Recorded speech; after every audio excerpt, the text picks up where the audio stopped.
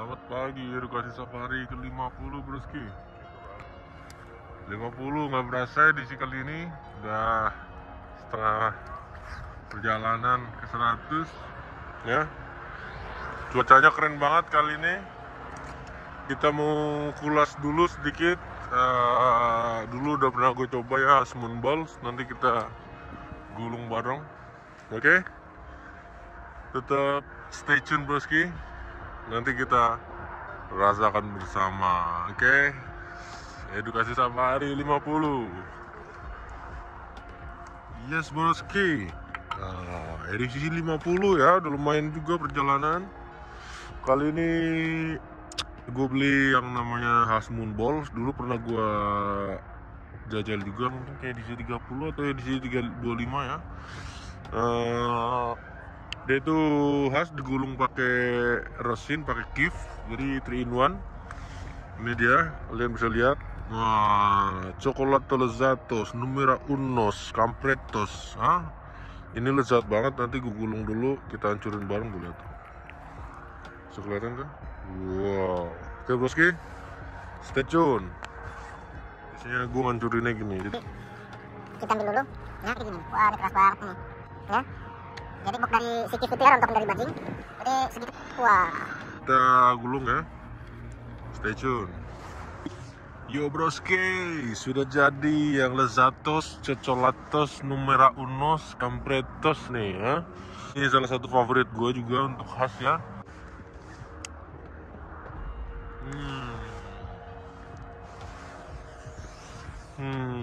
Sepan pertama broski, wangi sekali nih. Aduh. Kacau broski. Coba kita resapi dalam-dalam yang kedua broski.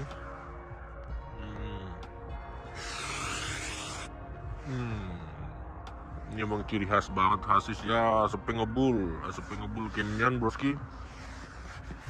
Nah, wow.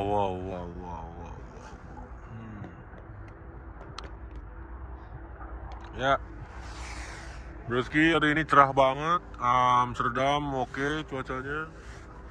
Jadi kali ini gue lagi di ini jalur utama Amsterdam ya, jalur utama air Amsterdam. Itu sebelah sana itu ada ini yang sebelah ini nih Amsterdam Central Station ini ya. Yang ini Amsterdam Central Station. Terus ini air ini yang lari ke Jerman broski. Dan perlu broski tahu, ini jalur air ini jalur utama, dan ini kantor polisi broski. Ini kantor polisi, gedung ini. Jadi kalau di Indonesia itu kayak Mabes Polri lah ya, kayak kantor polisi yang gede banget. Jadi kalau kantor polisi terbesar ini, kalau ada laporan kecelakaan, jadi kapal-kapal polisi itu kelihatan nggak?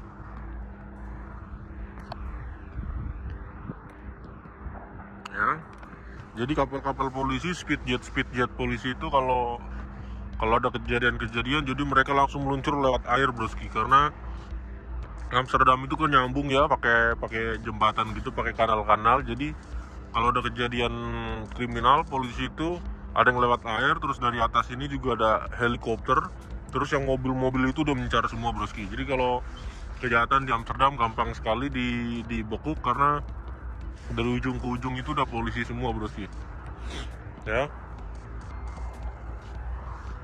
Dan kantor polisi ini yang terbesar, yang ini nih kantor polisi yang terbesar. Jadi mencar lagi di daerah apa namanya, distrik lain juga banyak kantor polisi, cuma ini yang terbesar, yang ada helikopter, yang bisa di sini tuh speedboatnya tuh bisa langsung ke TKP ya. Dalam hitungan menit mereka udah di TKP kalau ada laporan. Jadi misalnya ada kejadian huru-hara, apa kriminal atau ada apa, polisi cepet nyampe lokasinya broski.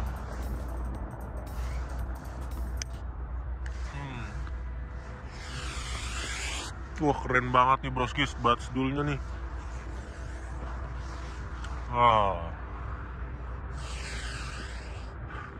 Waduh, mantap broski.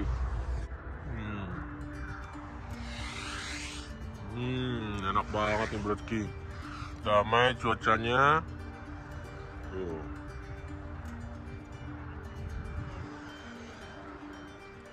Ya, jadi Ganja Safari thank you banget udah sampai 50 ditemenin sama Broski. Jatuh bangun ya untuk bikin kontennya sebenarnya saya nggak seperti yang kalian lihat cuma nyimeng doang, cuma ya gue pengen suguhin yang terbaik untuk broski untuk mungkin ada edukasi, ada informasi atau apa ya. Dan sebenarnya agak berat karena YouTube udah mulai ultimatum sebenarnya untuk gambar-gambar yang berbentuk ganja itu nggak diperbolehkan. Makanya edukasi safari ini lebih milih kalau bisa agak-agak saru dikit lah ya, agak-agak tertutup dikit biar nggak terlalu vulgar. Jadi kita sama-sama baik, karena gue nggak mau juga bikin video capek-capek tapi nanti di take down sama YouTube, diblokir juga percuma ya. Makanya gue pikir cari aman, gue bikin video yang nggak terlalu vulgar tapi tetap gue sebat sedul sama kalian. Gue mungkin bisa cerita-cerita sesuatu apa yang gue lihat, karena ini semuanya spontanius ya. Edukasi safari itu spontanius, apa yang gue rasain di saat gue nyimeng itu yang gue ceritakan ke kalian. Sebenarnya gue pengen tukar pikiran, pengen bikin giveaway, pengen macam-macam buat broski semua. Cuma emang sarananya agak sulit ya. Kayak gue kalau mau bikin giveaway gimana, kalau gue cara ngirimnya gini itunya jadi ribet. Jadi ya sejauh ini edukasi safari masih tetap mengedukasi diri sendiri dulu. Ya apa aja yang bisa gue lihat bisa gue ceritain ke broski di Amsterdam ini atau khususnya di Holland ya. Karena ya sudut pandang penduduk Holland, penduduk Belanda ini beda sekali sama penduduk Indonesia tentang ganja. Intinya edukasi safari cuma pengen nunjukin kayak gini loh, orang mengganja di negara yang legal. Intinya sih cuma itu. Jadi kalau misalnya kayak edukasi safari mau melegalkan ganja, mau legalisasi ganja kayaknya terlalu jauh, karena power edukasi safari nggak sejauh itu ya. Karena edukasi safari itu cuma pejuang senyum yang berusaha jujur untuk apa adanya ganja di mata masyarakat atau di masa warga sini ya.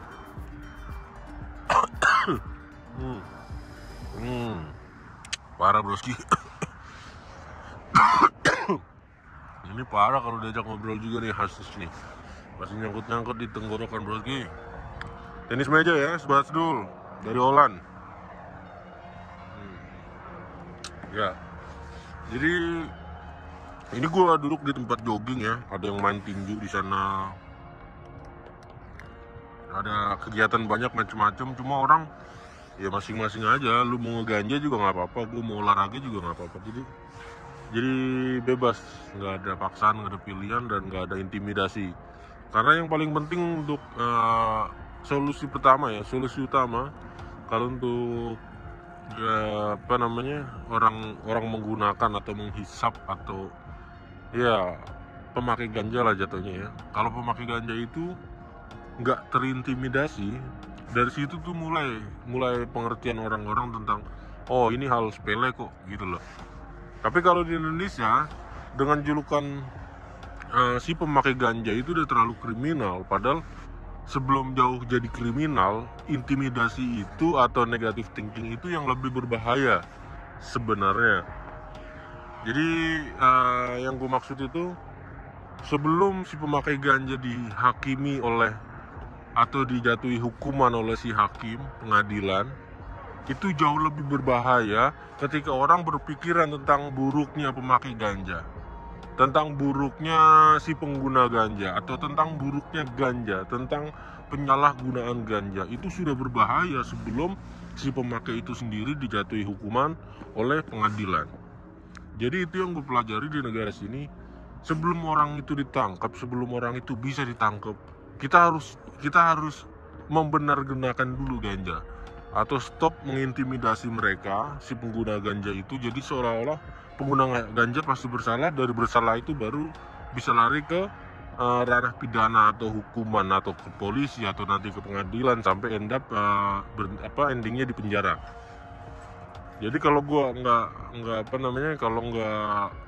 nggak bisa terima di negara yang masih ilegal itu lebih karena apa, pikiran orang ya, opini orang tentang si orang tersebut. Kayak lu bandingin kayak gue sekarang ngeganja di ruang publik yang mereka tahu juga gue ngeganja walaupun mereka nggak ngeganja, tapi gue fine karena gue nggak ada intimidasi. Sebelum polisi tahu, sebelum gue bakal ketangkep polisi, itu orang duluan yang udah menyelamatkan gue bahwa gue itu fine, bahwa gue itu nggak ada yang kriminal dengan apa yang gue lakuin dalam hal ini menghisap ganja di ruang publik.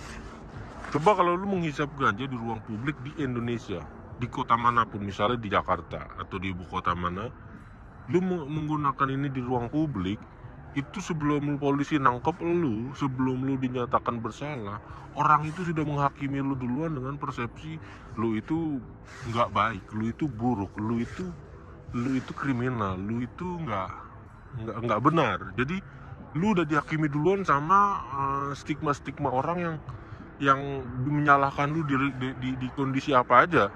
Selama lu melakukan ganja atau menyalahgunakan ganja, itu udah salah gitu. Padahal lu sendiri itu cuma menghisap ganja, mungkin lu bermain musik, mungkin lu bercerita, mungkin lu nyanyi, mungkin lu bekerja, mungkin lu nyantai, mungkin lu apapun itu. Selama lu bener-bener menggunakan ganja pada tempatnya, pada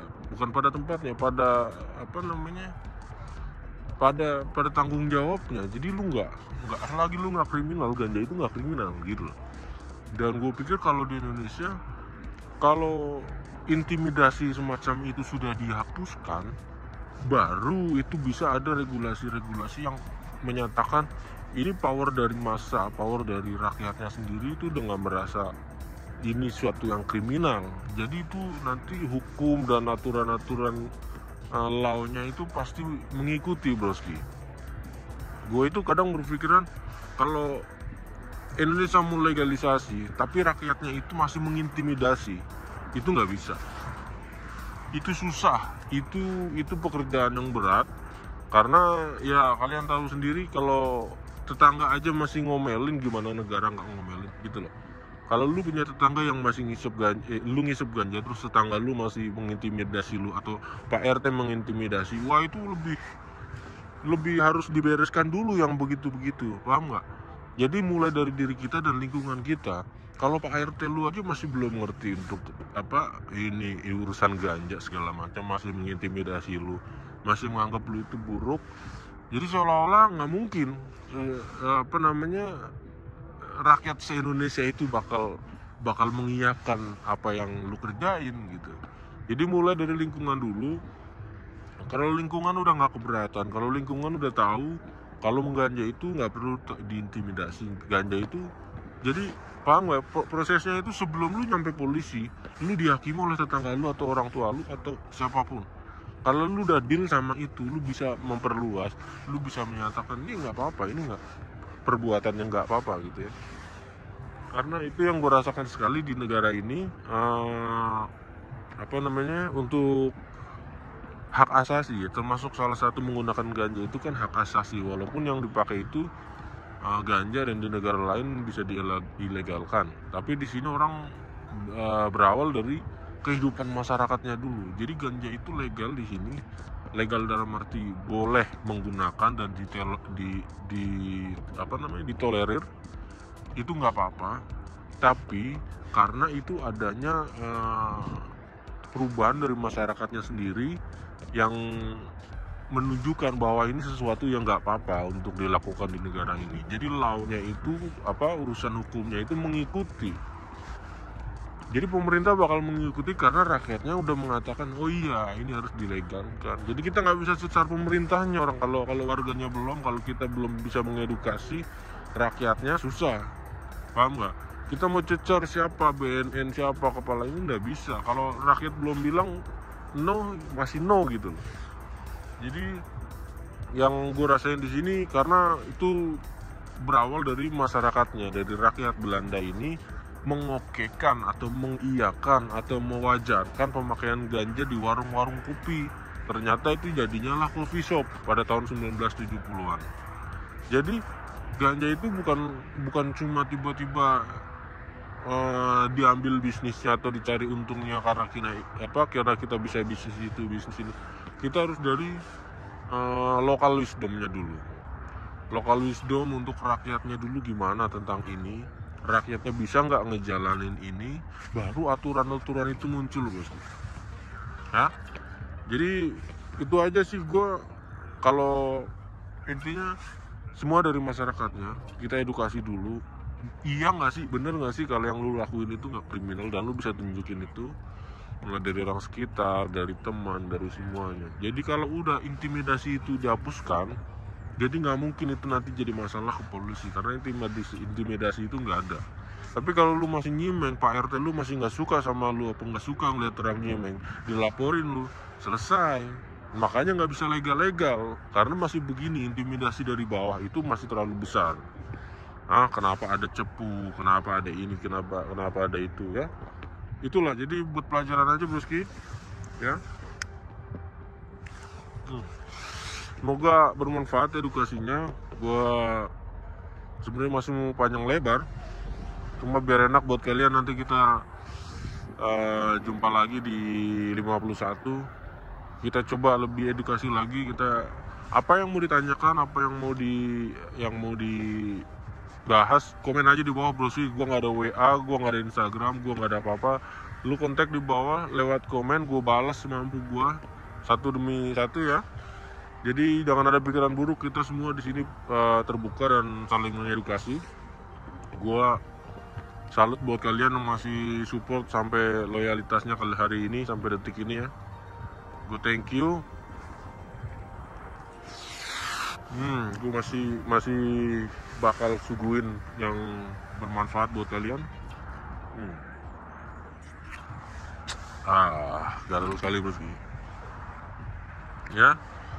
Cuaca makin mendung, broski. Gue sampai sini dulu. Ini enak banget cuap-cuapnya. Cuap-cuapnya ini kena Hasmoon Balls. Hasmoon Balls itu 11,5 euro. Nanti lu Google aja ya modelnya, ya. Oke, broski.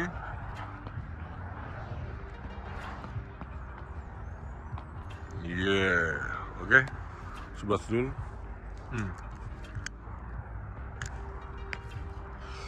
Sobat Setul, broski. Tengok kanan kiri, ya. Kanan kirinya gimana? Aman? Salam pejuang senyum, broski. Cheers.